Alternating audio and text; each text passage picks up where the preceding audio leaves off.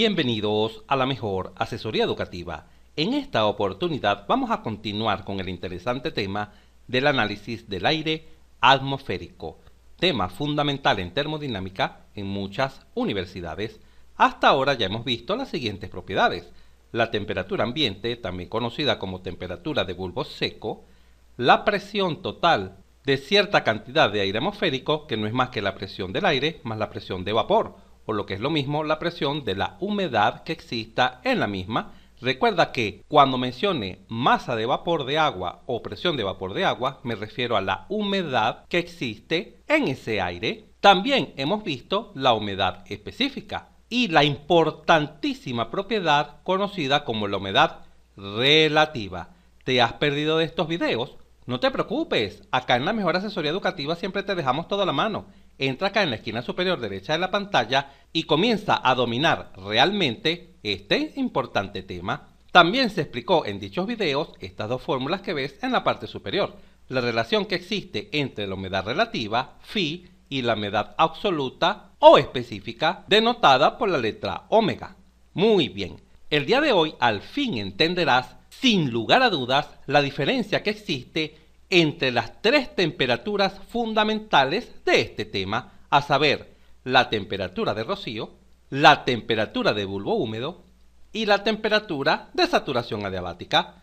Si bien es cierto que de ahora en adelante vamos a estar utilizando las dos primeras, la temperatura de rocío y la temperatura de bulbo húmedo, es muy importante que comprendas a cabalidad la temperatura de saturación adiabática, ya que se presenta en diferentes ejercicios y más adelante verás que justamente la temperatura de bulbo húmedo se aproxima a la temperatura de saturación adiabática. Muy bien, comencemos. Analicemos la temperatura de saturación adiabática. Imaginemos que tenemos este dispositivo, el cual tiene una entrada, obsérvese acá, y tiene una salida, y por debajo se repone agua, entre comillas, fría. Cuando digo fría me refiero que esta agua se encuentra a menor temperatura que el aire ambiente. Muy bien, por ejemplo, el aire ambiente se puede encontrar a 30 grados, 35 e inclusive 40 grados centígrados. Siempre una temperatura mayor que el agua que existe dentro del dispositivo. Ahora bien, vamos a aislar este dispositivo, de tal forma que no exista intercambio de calor con los alrededores. No existe intercambio de calor con los alrededores. Por ello, el proceso que a continuación te voy a explicar se llamará adiabático, y de ahí justamente uno de los nombres de la temperatura, saturación adiabática. Ya vamos a explicar este término de saturación. Muy bien, continuemos. Imaginemos que a la entrada, acá en 1, tenemos, por ejemplo, 3 kilogramos de aire a una temperatura de 35 grados centígrados con una humedad relativa del 45%, con cierta masa de vapor, y por supuesto, si contiene cierta masa de vapor, también existirá una presión de vapor, tal como ya lo hemos explicado en los videos anteriores. Imaginemos que el aire a la entrada contiene 49,62 gramos de vapor, y esto nos conduce a 2,5 kilopascal de presión de vapor, o lo que es lo mismo de humedad. Es decir, ¿cuál es la masa de humedad en este aire? 49,62 gramos de agua. ¿Y cuál es la presión de la humedad en este aire? 2,5 kilopascal. Genial. Imaginemos que hacemos circular el aire dentro del dispositivo. ¿Qué sucederá? ¿Qué estará sucediendo exactamente dentro del dispositivo? Pon mucha, pero mucha atención. Como justamente el aire a la entrada se encuentra a mayor temperatura que el agua, se establece un intercambio de calor. Recordemos que el calor fluye desde la sustancia más caliente, que en este caso es el aire, hacia la más fría, que en este caso es el agua líquida. Y por supuesto, ese calor hará que el aire se vaya enfriando. Y además, esta energía será la suficiente para que el agua se comience a evaporar. Por lo tanto, se añade masa de vapor a nuestro aire. Por ejemplo, se añaden 12,75 gramos de vapor al aire. Por ejemplo. Ojo, he ilustrado con valores numéricos porque de esta manera se comprende mejor la idea que hacerlo solo con letras, ¿correcto? Genial. Ahora la pregunta lógica es, ¿qué sucederá con el aire acá a la salida? Observa. El aire sale saturado, es decir, con una humedad relativa del 100%. Observa, ojo, atención, que la masa de aire no varía, son los mismos 3 kilogramos, mira. A la entrada la masa de aire seco eran 3 kilogramos y a la salida también. ¿Pero qué varió? Varió la cantidad de humedad. Al principio, nuestro aire atmosférico compuesto de aire seco más humedad tenía una humedad de 49,62 gramos.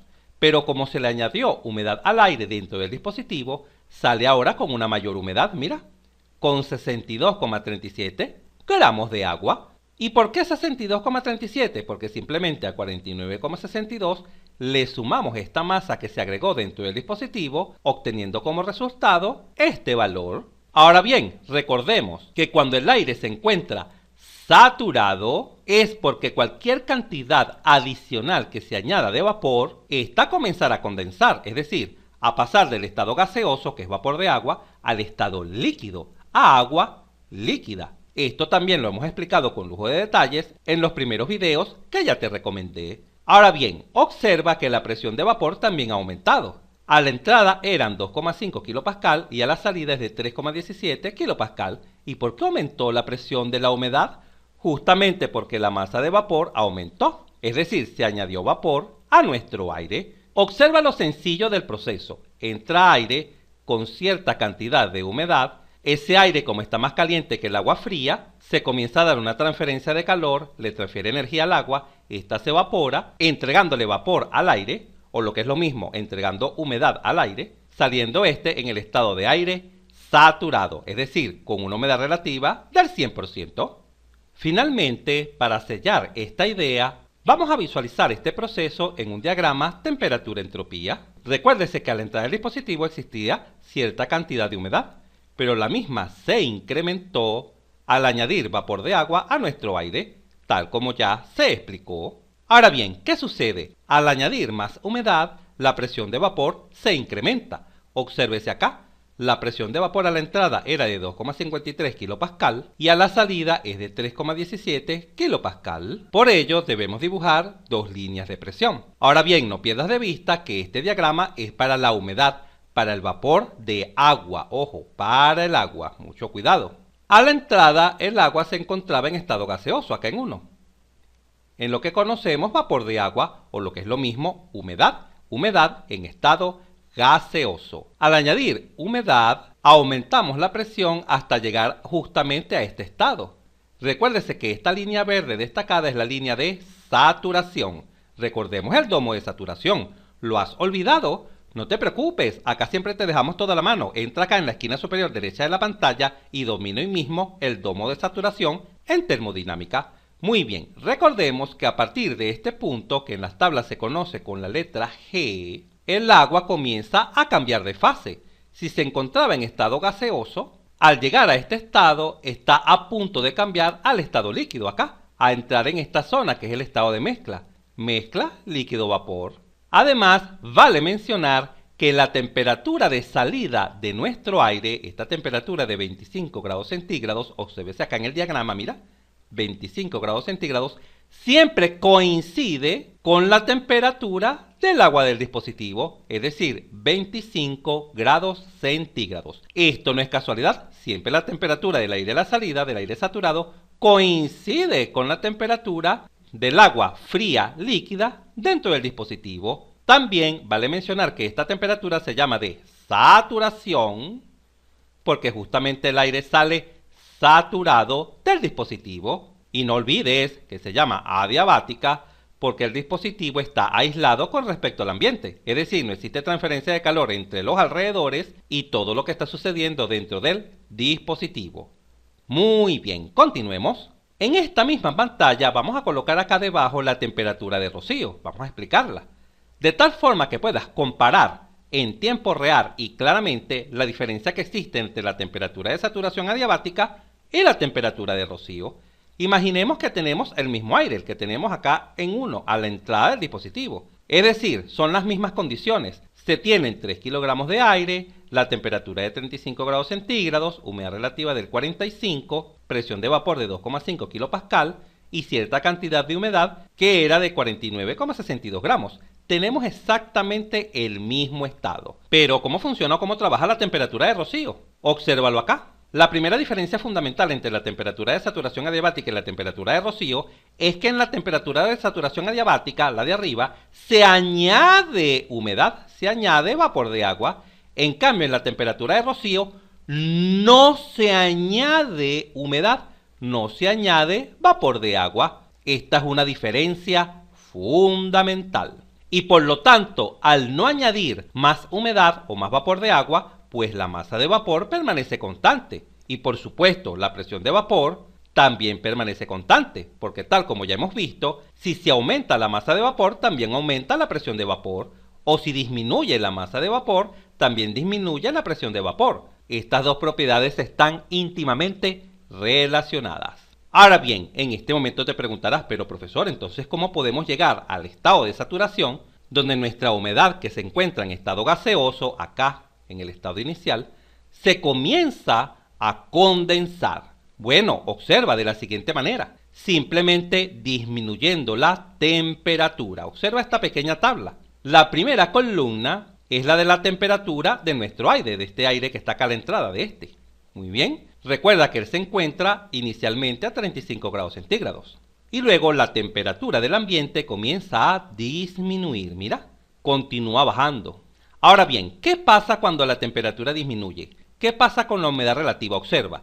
A 35 grados centígrados la humedad es de 45, ya esto lo sabemos. Y si calculamos M sub G, recuérdese que M sub G es la cantidad máxima de humedad que puede contener el aire. Ojo, repito, humedad en estado gaseoso. Esto se explicó en el video anterior, cuando explicamos la humedad relativa, que era igual a la masa de vapor entre la máxima cantidad de vapor, o lo que es lo mismo, la máxima cantidad de humedad que podía contener nuestro aire. Para una temperatura de 35 grados centígrados, el aire puede contener como máximo agua en estado gaseoso 110,3 gramos.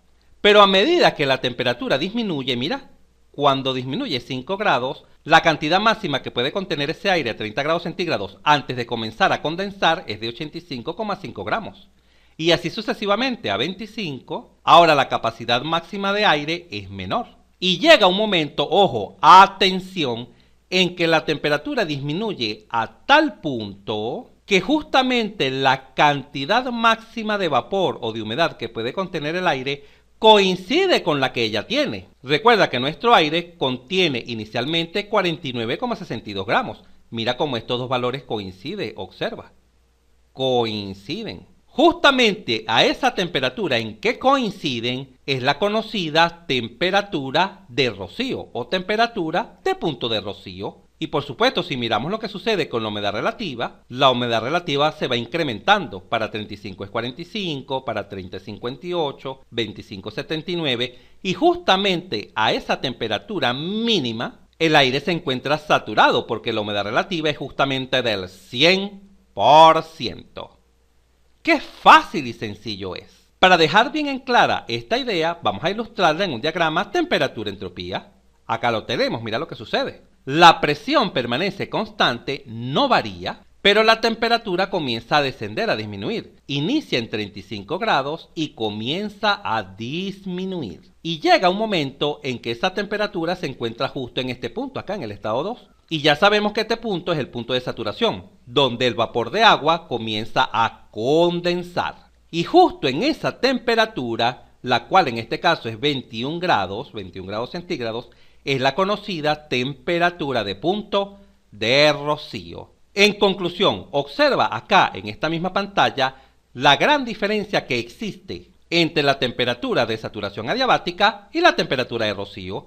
En la de saturación adiabática se añade humedad, en la temperatura de punto de rocío no se añade humedad. En la temperatura de saturación adiabática la presión se incrementa porque claro, se añadió humedad. En cambio en la temperatura de rocío la presión permanece constante porque claro, no añadimos humedad o lo que es lo mismo, vapor de agua. Y aún podemos ir más allá en cuanto a la temperatura de rocío, porque existen dos casos fundamentales en la temperatura de rocío. Observa, si la temperatura del punto de rocío es mayor que 0 grados, y si la temperatura continúa disminuyendo por debajo de los 21 grados, el rocío se convierte en estado líquido, que es lo que visualizamos en las mañanas, en la grama o en los árboles en nuestras casas. Pero ojo, Si la temperatura de rocío es menor que los 0 grados, observa, por ejemplo, menos 3 grados centígrados, y continúa disminuyendo, por ejemplo, menos 4 grados, menos 5 grados, el cambio de fase que se sucede